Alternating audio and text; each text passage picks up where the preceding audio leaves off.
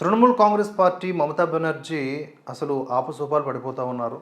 ఎన్నికలు ముందు అంతే, ఎన్నికలు అయిపోయిన తర్వాత అంతే. కనీసం ఫలితాల దాకా కూడా వేచి ఉండే ఓపికను ఆవిడ కనబరచట్లేదు. ఈ దశలో ఈసీ పైన మరొకసారి సుప్రీంకోర్టుకు వెళ్ళడం జరిగింది. అక్కడ సుప్రీంకోర్టు టీఎంసీకి సంబంధించినటువంటి ఎలాంటి అంశాలని పరిగణలోకి తీసుకోకుండా ఈసీకే స్వేచ్ఛనివ్వడం జరిగింది. దానికి సంబంధించిన వార్త ఒకసారి చూద్దాం. పశ్చిమ బెంగాల్ ఎన్నికల ఓట్ల లెక్కింపు ప్రక్రియలో కేంద్ర ప్రభుత్వ రంగ సంస్థల ఉద్యోగుల్ని నియమించాలి అనేటటువంటి భారత ఎన్నికల సంఘం నిర్ణయాన్ని సవాలు చేస్తూ తృణమూల్ కాంగ్రెస్ దాఖలు చేసినటువంటి పిటిషన్ పైన సుప్రీంకోర్టు ఈరోజు విచారణ చేపట్టింది.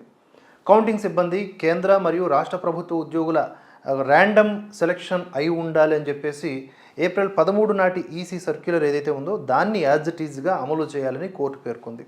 ఏప్రిల్ 13, 2026 నాటి సర్క్యులర్ను తూచా తప్పకుండా అమలు చేస్తామని చెప్పి ఈసీ తరపు న్యాయవాది నాయుడు ఇచ్చిన ప్రకటనని పునరుద్ఘాటించడం తప్ప ప్రస్తుతం ఎటువంటి అదనపు ఉత్తర్వులు ఇవ్వడం కుదరదు, అవసరం లేదు అని కోర్టు స్పష్టం చేసింది. ప్రతి కౌంటింగ్ టేబుల్ వద్ద కౌంటింగ్ సూపర్వైజర్ లేదా కౌంటింగ్ అసిస్టెంట్లలో కనీసం ఒక్కరైనా కేంద్ర ప్రభుత్వ లేదా కేంద్ర పిఎస్యు ఉద్యోగి ఉండాలన్న ఈసీ ఆదేశాలకు వ్యతిరేకంగా ఏఐటీసీ ఈ పిటిషన్ చేసింది. Justice PS Narasimha, justice Joymalya బాగ్చీలతో కూడినటువంటి ప్రత్యేక బెంచ్ ఈ ఉత్తర్వులను జారీ చేసింది. మే 4 సోమవారం ఉదయం 8 గంటల నుంచి ఓట్ల లెక్కింపు ప్రారంభం కానున్న నేపథ్యంలో ఈ అత్యవసర విచారణ కోసం ప్రత్యేక బెంచ్ను కూడా ఏర్పాటు చేశారు. విచారణ సందర్భంగా ఏఐటీసీ తరపు సీనియర్ అడ్వకేట్ కపిల్ సిబల్ 4 ప్రధాన అంశాలని లేవనెత్తారు.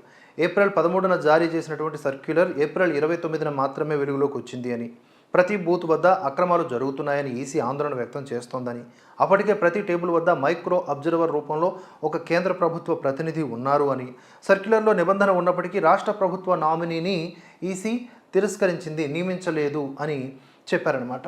కౌంటింగ్లో అక్రమాలు జరిగే అవకాశం ఉందని, వివిధ వర్గాల నుండి అభ్యంతరాలు వచ్చాయని సీఈఓ కమ్యూనికేషన్ చెబుతోంది. అంటే వారు రాష్ట్ర ప్రభుత్వంపై వేలెత్తి చూపుతున్నట్లే అని సిబల్ వాదించారు.